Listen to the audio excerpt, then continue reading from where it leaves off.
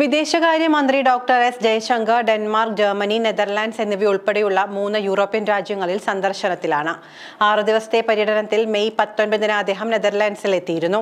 May 24 വരെയാണ് വിദേശ പര്യടനം നടക്കുക. പാകിസ്ഥാന്റെ തീവ്രവാദ ബന്ധം ലോകരാജ്യങ്ങളെ അറിയിക്കാൻ ഇന്ത്യ വിദേശ പര്യടനം പ്രഖ്യാപിച്ചിരിക്കുകയാണ്. ചൈനയ്ക്ക് ശേഷം പാകിസ്ഥാന് ആയുധങ്ങൾ നൽകുന്ന രണ്ടാമത്തെ വലിയ രാജ്യമായ നെതർലാൻഡ്സ് ഇന്ത്യയുടെ വലിയ വ്യാപാര പങ്കാളി കൂടിയാണ്.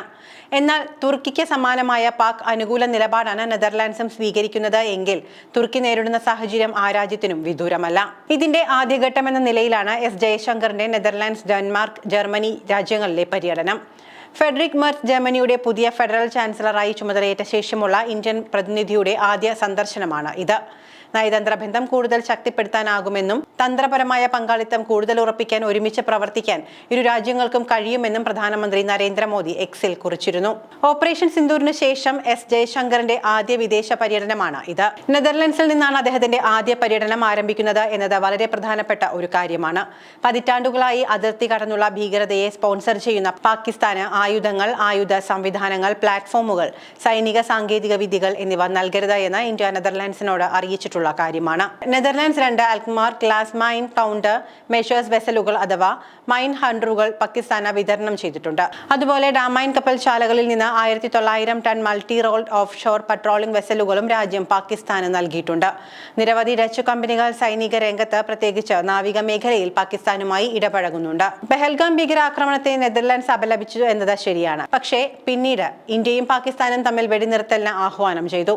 അത്തരമൊരു സാഹചര്യത്തിൽ നെതർലാൻഡ്സും പാകിസ്ഥാനും തമ്മിലുള്ള ബന്ധം വിച്ഛേദിക്കാൻ എന്തു വഴിയാണ് ഉള്ളത് എന്നതാണ് ഉയരുന്ന ചോദ്യം. പാകിസ്ഥാന് ആയുധങ്ങൾ നൽകാതിരിക്കാൻ ഇന്ത്യക്ക് നെതർലാൻഡ്സിനെ സമ്മർദ്ദം ചെലുത്താൻ കഴിയുമെന്നാണ് വിദഗ്ധർ അഭിപ്രായപ്പെടുന്നത്. കാരണം ഇന്ത്യക്ക് നെതർലാൻഡ്സുമായി മാത്രം $22 ബില്യൺ വ്യാപാര പങ്കാളിത്തമുണ്ട്. അതേസമയം പാകിസ്ഥാന് മുഴുവൻ യൂറോപ്പുമായും $15 ബില്യൺ വ്യാപാരം മാത്രമേ നടക്കുന്നുള്ളൂ. ഇത് ഇന്ത്യക്ക് ഗുണം ചെയ്യും. അതിനു പുറമെ നെതർലാൻഡ്സ് ഇന്ത്യയുടെ പ്രതിരോധ വിപണിയിൽ പ്രവേശിക്കാൻ ആഗ്രഹിക്കുന്നുമുണ്ട്.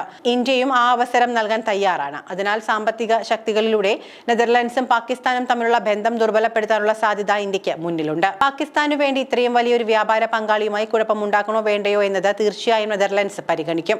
ഇന്ത്യയും നെതർലാൻഡ്സും തമ്മിലുള്ള നയതന്ത്ര ബന്ധങ്ങൾക്ക് 75 വർഷത്തിലേറെ പഴക്കമുണ്ട്.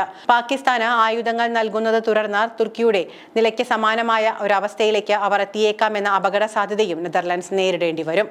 ചൈനയോ തുർക്കിയോ പോലെ നെതർലാൻഡ്സിന് പാകിസ്ഥാനോട് ഒരു രാഷ്ട്രീയ മുൻഗണനയുമില്ല. പാകിസ്ഥാൻ കാരണം ഇന്ത്യയുമായുള്ള ബന്ധം നെതർലാൻഡ്സും വഷളാക്കാൻ സാധ്യതയില്ല.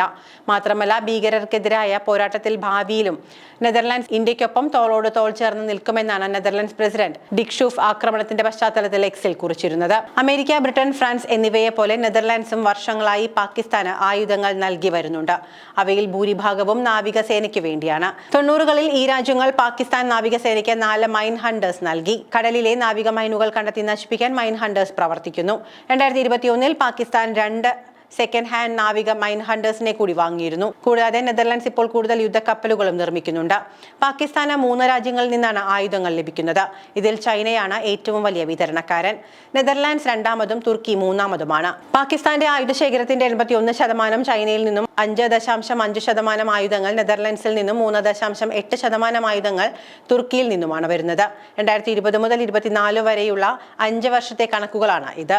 2024 കുറിച്ച് മാത്രം പറയുകയാണെങ്കിൽ ആ സമയത്ത് തുർക്കി നെതർലാൻഡ്സിനേക്കാൾ കൂടുതൽ ആയുധങ്ങൾ പാകിസ്ഥാന് നൽകിയിരുന്നു എന്ന് കാണാം.